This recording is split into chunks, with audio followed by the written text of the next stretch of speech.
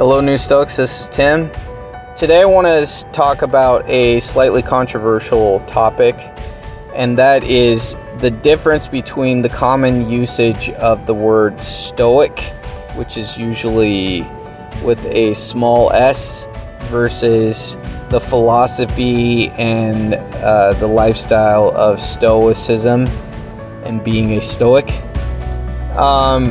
Just like many Greek words, Greek ideas, there's many philosophical schools that have been condensed down to basic ideas where they used to have very robust ideas and groups of ideas. A few examples of this is the Cynics, where being a cynic today is just being relatively pessimistic or unhopeful about society and whatnot, whereas the Cynics in the past were a very robust group of individuals who viewed virtue as being the most important thing and wouldn't really adhere to societal norms because it stops us from practicing virtues. Another example of this is the hedonists, specifically Epicureans. So being called a hedonist or an Epicurean is more or less somebody who's just selfish, or they're only concerned with obtaining pleasure. This one's a little bit closer to the school of Epicureanism, but the difference is many Epicureans at the time, and I figure there's still a few around today, weren't really trying to obtain like the maximum amount of pleasure. They were trying to see, many were trying to see how little pleasure would suffice them, whether it's a piece of cheese here and there. There was a lot of depriving themselves of pleasure in order to really focus on why certain things give you pleasure and why certain things don't. And without just totally condensing the philosophy into a few sentences, it really doesn't fit with the colloquial term that whenever we say Epicureanism or hedonism. Stoicism is extremely similar to this, except it's in a more negative way, I think, than the other two terms, because it's highly associated with toxic masculinity, suppressing your emotions, with just being a man. So there's a lot of sexism and misogyny associated with just being a Stoic. There's also a lot of classism. There's also a lot of I think just approaching life in a very neutral way, and it doesn't really fit. If anybody's listening from the UK, everybody kind of associates Stoicism with, keeping a stiff upper lip, just bearing with trials, and never really seeking to fix things. So there's some major things that we need to get over. Stoicism is not about suppressing your emotions. It is more or less coming to terms with the fact that some of our emotions prompt us to act in negative ways. We get very angry and will harm somebody or somebody's property. If we're extremely sad, we'll neglect some of our responsibilities.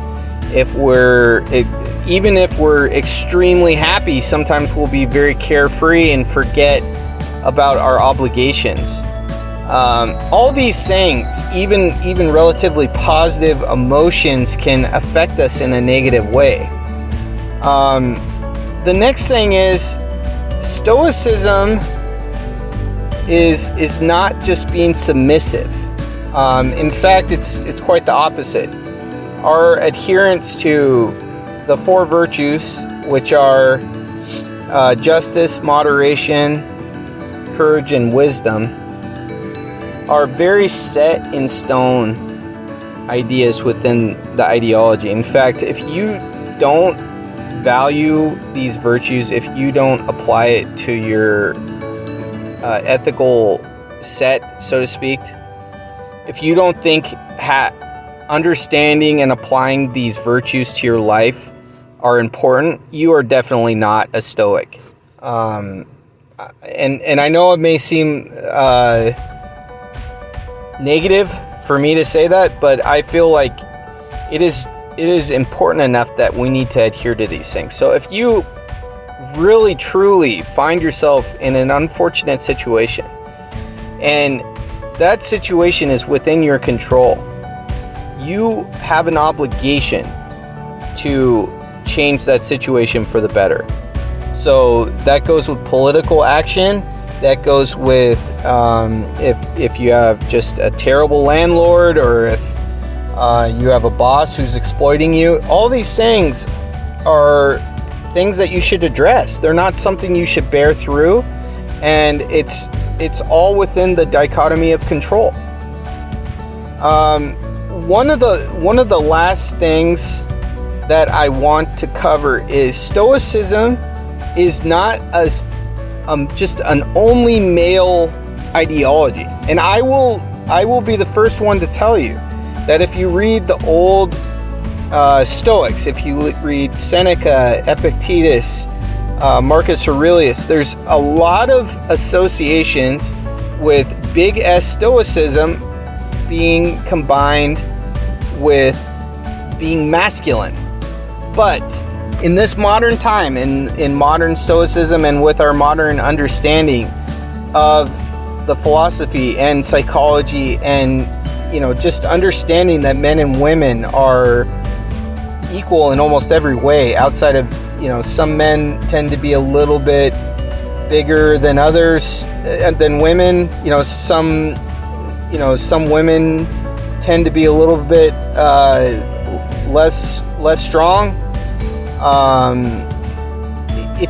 All that stuff doesn't really stop somebody from being a practitioner of Stoicism. Just because you have a man who's extremely small and weakly, it doesn't mean he can't be a Stoic. If you take aside any kind of physical characteristics, you can't bar women, because there's women who are just as strong as men. And this also applies to trans men and women, and also to intersex people. There is no bar to people from practicing Stoicism.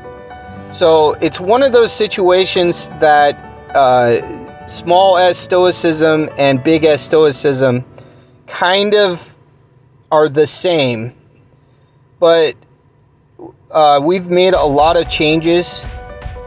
There's many people who want to keep it only a manly kind of ideology, but it is not so anymore. Men and women could practice Stoicism on the same level, as can trans people and intersex. So there's no bar. There's no bar from people from being a Stoic, because it literally only has to do with the four virtues and the dichotomy of control. So as long as you adhere that to your life, you can be a Stoic.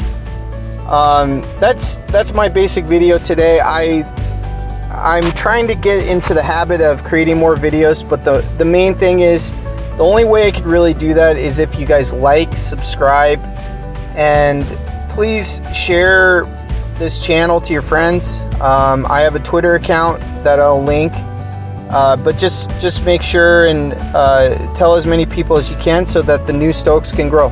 Thanks, guys.